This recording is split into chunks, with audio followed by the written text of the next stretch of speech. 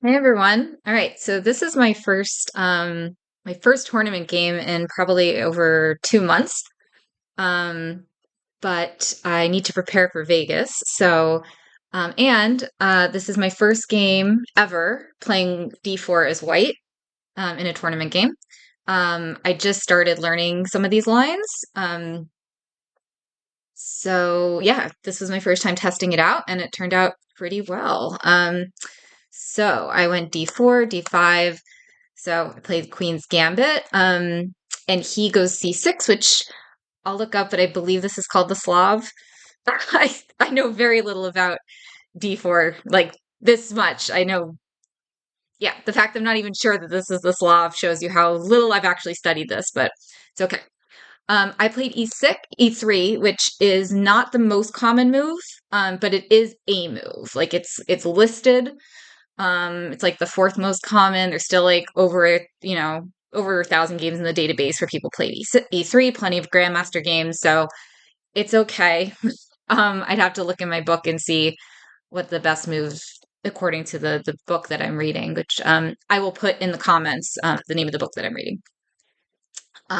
Bishop F5, Knight C3, E6, Knight F3. So there's plenty of games that have been played just like this up until this point. Um, the suggestion, most games people play Knight H4 here, but I don't personally like this. It's not bad, but Black King Castle Queenside, he has an open line for his rook, an H file. I don't know. I don't like doing this, so I wouldn't have done that. Um, so I played Bishop D2, Knight B D7, C5. The engine actually, the first thing it said was C5, and then after going into further in, it changed its mind. And says that this is actually slightly better for black. Um, but hey, the fact that the engine first thought of C5, whatever. I don't feel bad then. But yeah, it says to, just simply play knight H5. Bishop E7, knight, or sorry, I keep saying knight H5, knight H4. Um, Bishop G4, Queen B3, Knight E4, Knight F3. The computer does not like this, but I am perfectly happy to do this. So he plays Knight G5 here, and that ends up being terrible. Um, he should have just simply gone Knight takes D2, and according to the engine, I'm down by negative 1.22. So it's saying like I'm down the equivalent of a pawn here, because I've lost castling rights, but like I don't know, who cares? I like having I like having this line for my rook. I'm an attacking player. I would play this in a heartbeat, even against a high rated player. It's just a more fun position to play. I see no issue with this. Um, I'm sure against somebody really good, it probably would get crushed. So maybe I should show this to somebody better than me and see what they say. But he plays knight g5, and then I played bishop e2. The computer says to play bishop g2, but I had a cute idea here. So after knight h3, I go back to bishop f1. He goes back to here, and then I go king e2. I personally like this. I'm threatening both the pawn on b7 and I'm threatening pawn h4. Um, so like I'm sorry, I don't see the problem with this. The computer says like if he goes e5 that I'm suddenly like worse here. Um, so queen takes rook c8, and this is the important part, and I probably maybe would have lost this in the real game. The queen takes queen takes a7. That's a poison pawn. You should not take it. And it's because of this. So this is the line. Queen a4, e takes, rook a8, queen b4, and this pawn is almost dead. But actually, that's not the point. The point is that b2 is going to fall. Um, there's really no easy way to save it. Um, I'm not sure why. Actually, that's what it says. Um, actually, let's see. Um, let's take a quick look and see what it says here. And I am too lazy to edit these videos together, so I apologize in advance. Can I get the engine here? Yeah, cancel. Oh. All right, you know what? Never mind. I will maybe post a separate video analyzing what happens here. But apparently this is lost. Like I remember looking at this and the computer saying it was like minus point or like -3, -4 for black. So definitely can't do that. So after rook c8, it says to just go like pawn f4. And apparently this is about even. Takes, knight here, bishop e3, so this bishop's protecting everything. Yeah, apparently, I guess the main point is if I take this pawn, there's two open lines here. He's going to castle, bring his other rook over. Yeah, that's kind of the main point. So, like, for instance, yeah, actually, let's go back here. I could try to analyze this myself, right? I don't need the computer for everything. Sorry. Here. So after castles, he's got things like, um, maybe, so let's say maybe I go, I don't know, whatever here.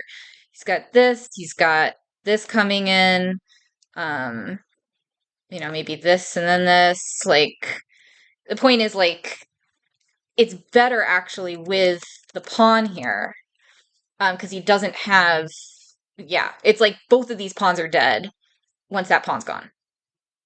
So taking this pawn basically means I'm going to lose two pawns. So this pawn actually needs to stay here. So that's not easy to see in a game. I might have probably missed that. I probably would have taken on a7. So good thing I didn't do that. Anyway, so king e2, and he messes up because he's only rated like 1500, I think, maybe less. He told me he was like 1600 online, and he wasn't sure what his USCF rating was. So, and I didn't ask if that was chess.com or Elite Chess, so I don't know. But yeah, then I just go here and the knight's trapped. And the game's pretty much over here, but he did actually put up a fight. So after this, I go king e2, queen g5. Just kind of go through this. This is pretty simple. All the moves I play here that are computer suggestions. So played this right. Bishop takes, rook ag1, queen d1. This is where it gets really interesting. I play queen d1, which is a very logical move. I want to like trade queens, simplify things. The game stays at about +3 for me. Like I'm up a piece, trade down, everything's fine. The computer, interestingly, says to play rook g7, and then followed by some sacrifices that leads to a mate in 8, apparently. So this is a mate in 8. I have to allow the queen to take the pawn there. It's just like, I'm not going to do this in a real game. Sorry. Maybe Magnus would, but I'm not Magnus. So yeah, like there's the mate in 8. But I'm not going to allow that, yeah. So I go queen d1, king f7.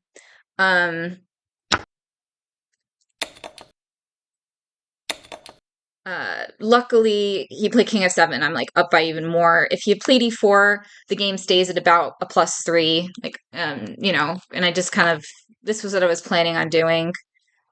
If that had happened, and I think this is still perfectly fine. So just protecting that pawn with my bishop so I can get my king to safety, get it out of the pin, right? Free up my pieces.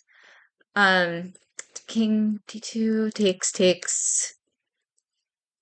Yeah, then I go rook g5, queen e6, rook takes, knight here, and this is where I made a terrible move because queen h5, which I was considering, is completely winning. After king here, rook takes here. I didn't see this. So going back, what I saw here was the fact that like my queen's hanging, so like I can't get this in. I can't do that because of this. So,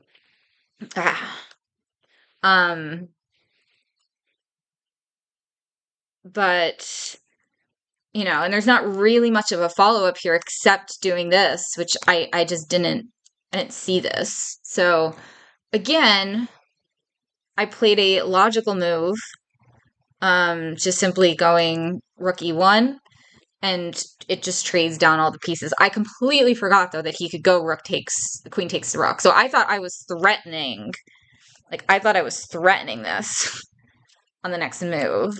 And I didn't see how we could easily get out of it necessarily because I have like other threats too. But yeah, I missed it. So he goes queen takes, but the game ended pretty quickly here because he messed up. After this, I went here. So sorry, going slower here. So after here, I offer a trade of rooks. If he takes, it's a pretty simple endgame. So like after this, um, no matter where he goes, I got like this bishop move, so it like kind of stops. It stops like the king from coming here and taking the pawn. Um, this I just take like it's. I'd have to double check and see if this is okay, but I didn't see the it still was saying like point but +3. So rook e5, he goes here and then he resigns. So that's my game. So this was my first game ever playing d4. So yeah, I didn't play it too badly. Like I went into kind of an obscure line. Again, like e3 is not the most common move.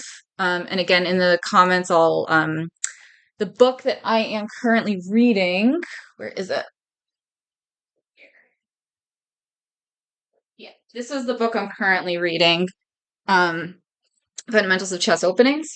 It's really great because it starts off with d4 and it kind of gives like a history of d4 versus e4, and how it kind of like positional chess didn't come into popularity until like the late 1900s, or early 1900s.